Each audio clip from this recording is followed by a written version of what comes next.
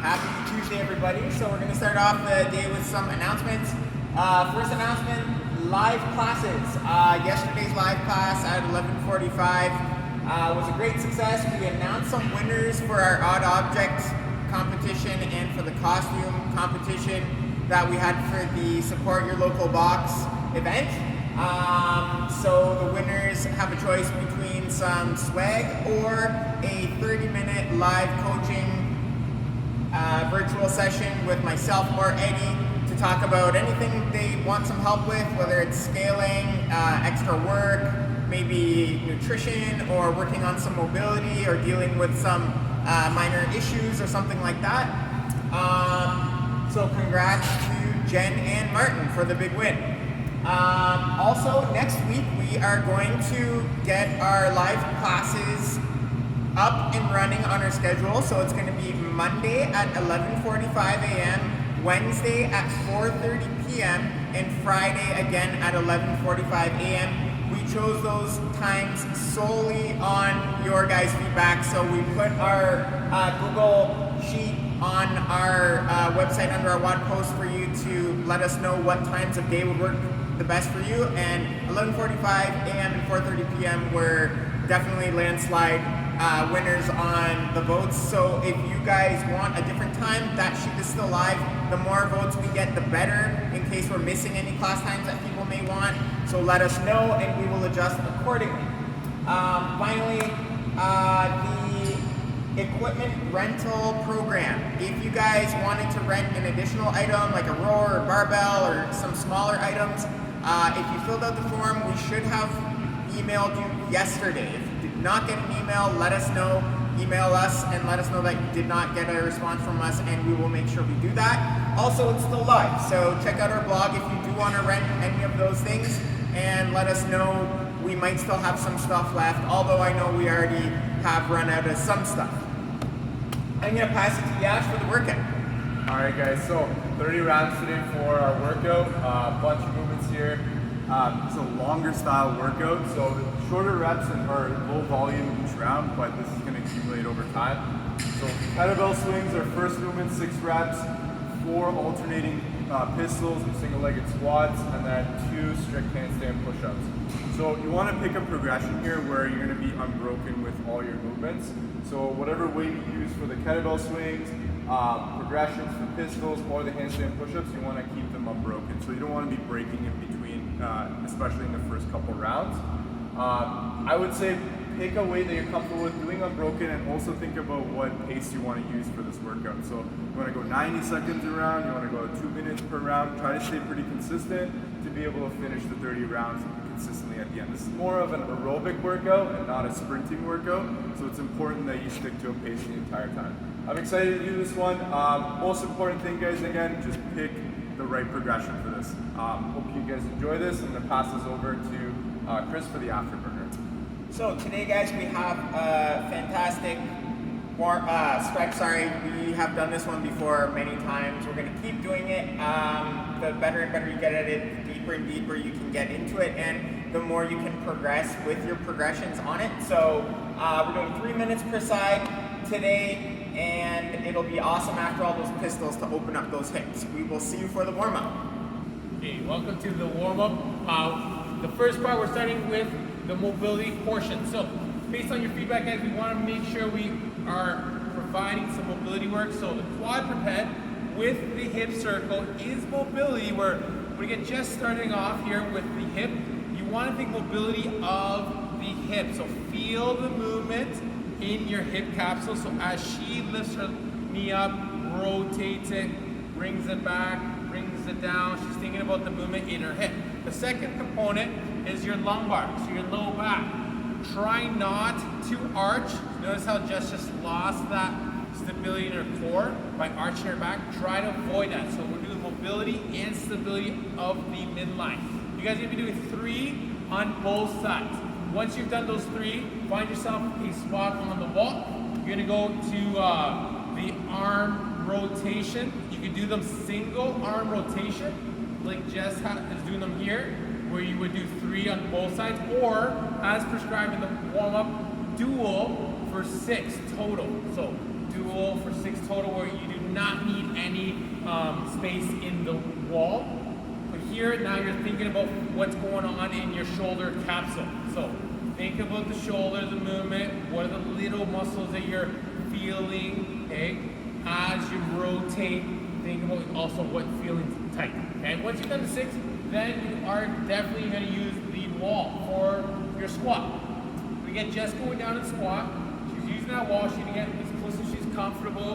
When she finds that position, let's say it's here, she's breaking parallel, so she's in her squat depth. From there, she's just holding out that position for 2 minutes to open up the hips, so you can bounce around, move around. 2, let's take advantage of this position that your arms are overhead by either bringing your hands a little closer, okay, if you have that mobility. 2, let's increase that stability by lifting your arm off the wall, whether it's one side or it's you go back and forth, or it's both sides. Okay, so in the bottom of your squat for that minute, hang out there, loosen up in the hips, move those arms up and down, single-sided or double-sided to activate your upper back muscles, guys, getting ready for those handstand push-ups, okay? Once you've done that, grab yourself an object for the kettlebell swing. We'll get to that in a second, but we're gonna start on the floor, okay? On the floor, you're gonna go into your single-legged glute bridge. So pick one side, you're gonna drive through the heel, lift that hip up, nice and flat. So from shoulder to knee, it's a flat, straight line, guys. So keep that core engaged, hold that top position for 3 seconds, then come back down. You're gonna do, again, 5 on both sides before you switch it up. If you're more comfortable with dual, then do 10 total with both heels, but pick the progression that activates the glutes the best for you. After you've done the glute bridges, with that 3-second pause at the top, grab that kettlebell, grab that dumbbell, grab that backpack, whatever object you're using, you're gonna go for 5 Russian swings. So hips back, pop those hips. As you're popping the hips, don't let your knees swing forward. Keep mind of where your knee position is. You're gonna go for 5, then after the 5, let's go overhead. In those 5 American swings, make sure your core is active, so you're not arching your back, and you're not letting the shoulders shrug. Once you've done the 5 overhead, then you're going into the curtsy lunge. So the curtsy lunge is like a lunge. You're crossing your back heel over the plane, okay? Then stepping back in. This is a great stretch for not just your hip flexor, your IT band, plus it helps you when you stand up to activate the groin, not just the hamstring. So you're gonna do 5 curtsy lunges on one side and 5 on the other side for 3 rounds of all those movements, guys. Have fun with them all. Let's get ready for the 30-rounder today.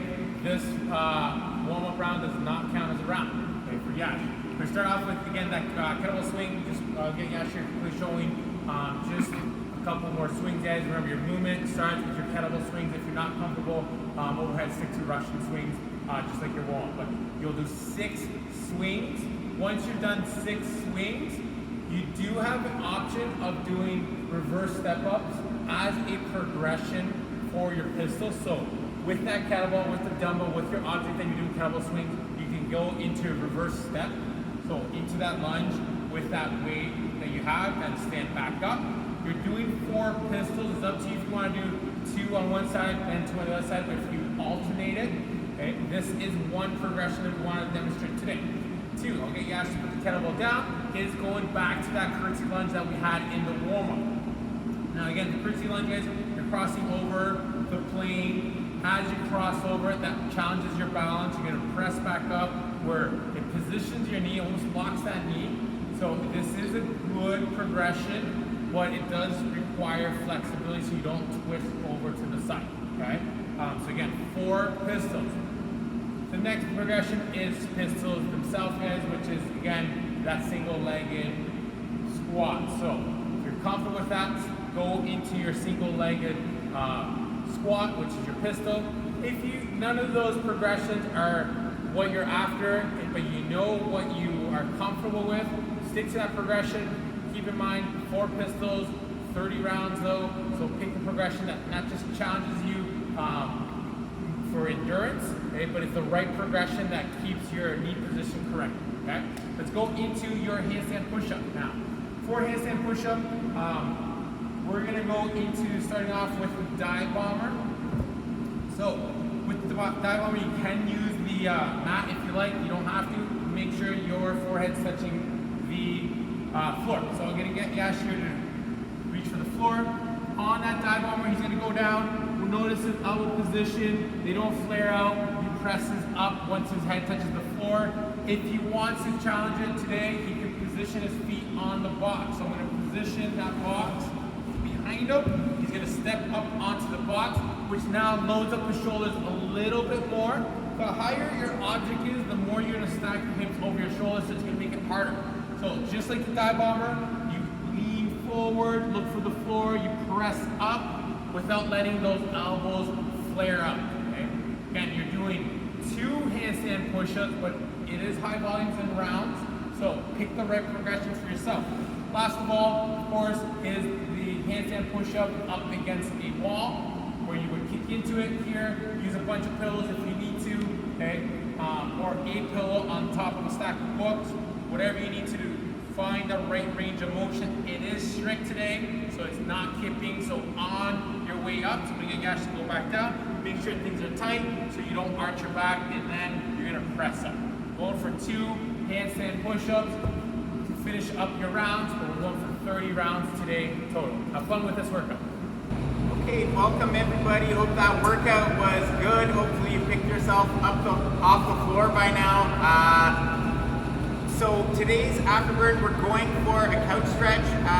One of my favorite stretches, really good for targeting the hip flexor, also feeling it into the quad sometimes as well.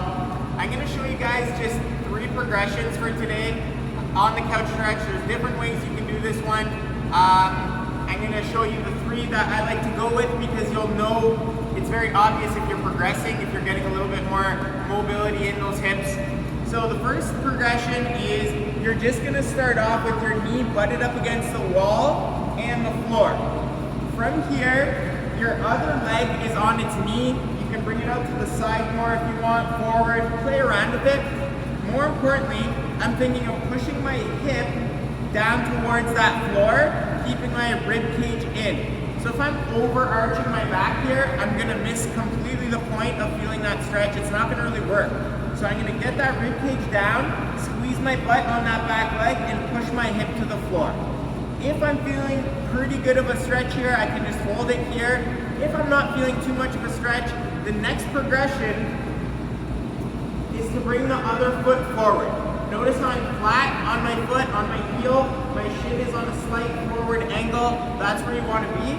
From here, again, I'm going to think about rib cage down, and then I'm going to push my hip in towards that floor, keeping that core really tensioned up, squeezing my butt on that back leg.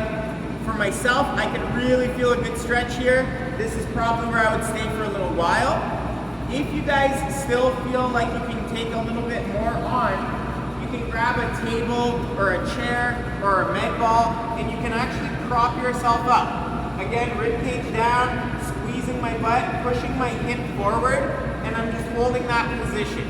Notice how my knee is still butted in the corner of that wall. I notice with a lot of our classes here, guys, the tendency is to kind of let that knee slide away from the wall as you go into that stretch.